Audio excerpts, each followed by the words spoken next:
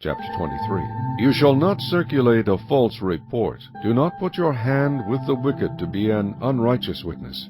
You shall not follow a crowd to do evil, nor shall you testify in a dispute, so as to turn aside after many to pervert justice. You shall not show partiality to a poor man in his dispute.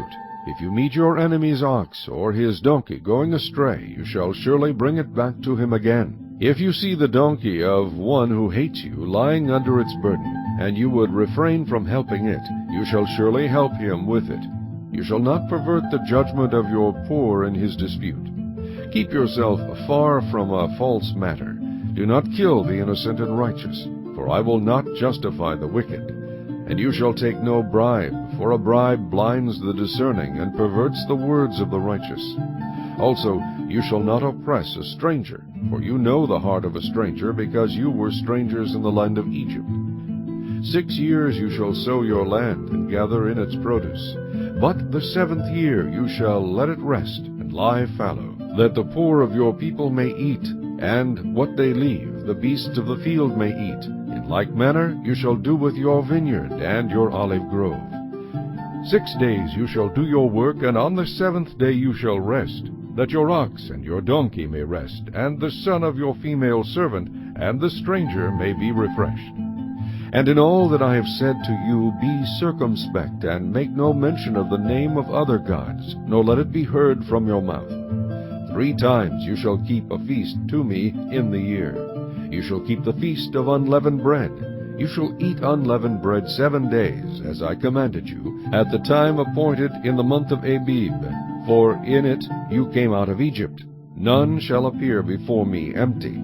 And the feast of harvest, the first fruits of your labors which you have sown in the field, and the feast of ingathering at the end of the year, when you have gathered in the fruit of your labors from the field. 3 times in the year all your males shall appear before the Lord God. You shall not offer the blood of my sacrifice with leavened bread, nor shall the fat of my sacrifice remain until morning. The first of the first fruits of your land you shall bring into the house of the Lord your God. You shall not boil a young goat in its mother's milk. Behold, I send an angel before you to keep you in the way, and to bring you into the place which I have prepared.